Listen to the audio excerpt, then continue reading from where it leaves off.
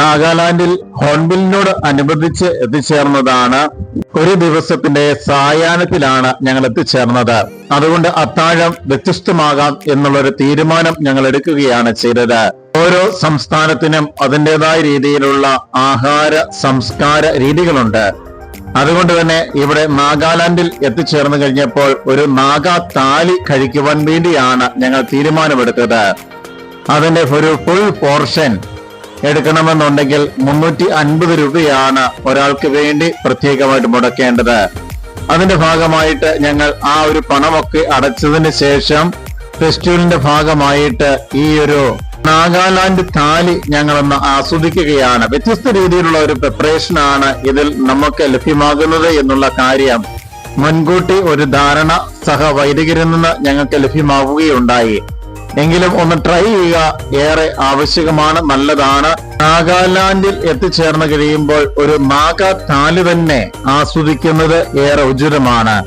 എല്ലാവരും കേരളത്തിൽ നിന്ന് പോരുമ്പോൾ തന്നെ പറഞ്ഞിരുന്നു, ഏറ്റവും പ്രധാനപ്പെട്ട ഒരു വിഭവം എന്ന് പറയുന്നത് പട്ടിയിറച്ചിയുടെ ഒരു വിഭവമാണ്. എങ്കിലും അത് ഇപ്പോൾ ട്രൈബൽകാര് പാടെ ഉപേക്ഷിച്ചിരിക്കുന്നു എന്നുള്ള കാര്യമാണ് എനിക്ക് മനസ്സിലാക്കാൻ സാധിച്ചിരിക്കുന്നത്.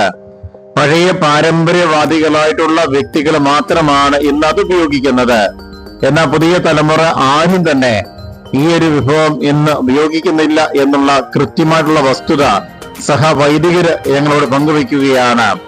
എല്ലാ തരത്തിലുള്ള മീറ്റുകളും അവർ ഉപയോഗിക്കുമെങ്കിലും എത്തനത്തിലുള്ള പഴയ പാരമ്പര്യം അവർ ഇപ്പോൾ കാസൂക്ഷിക്കുന്നില്ല എന്നുള്ള കാര്യമാണ് ഞങ്ങൾ മനസ്സിലാക്കുന്നത്.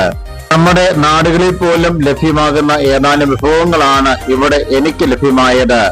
എങ്കിലും എനിക്ക് അത്ര നല്ല രീതിയിൽ എനിക്ക് ആസ്വദിക്കാൻ സാധിച്ചില്ല, പൂർണ്ണമാക്കുവാനും സാധിച്ചില്ല എന്നുള്ള കാര്യം ആദ്യമേ തന്നെ തുറന്ന് ഞാൻ സമ്മതിക്കുകയാണ്. ഏറ്റവും അധികം ഗ്രില്ല് ചെയ്ത ഒരു സ്മോക്കി ചിക്കനാണ് ഞങ്ങൾ കഴിച്ചത്. അത് വലിയ കുഴപ്പമില്ലായിരുന്നു. അതിനുശേഷമാണ് താലിയിലേക്ക് ഞങ്ങൾ കടന്നത്. ഇതാണ് നാഗാ താലി എന്ന് പറയുന്നത്. നാഗാ താലിയുടെ പ്രധാന ഒരു വിഭവം എന്ന് പറയുന്നത് മീൻ മൺചട്ടിയിലിട്ട് പുഴുങ്ങി തന്നിരിക്കുന്നതാണ് ഇപ്പോൾ നിങ്ങൾ കണ്ടുകൊണ്ടിരിക്കുന്നത്. അതുപോലെ തന്നെ മറ്റു മീറ്റുകളൊക്കെ അത്തരത്തിലാണ് നമുക്ക് ലഭ്യമാകുന്നത്.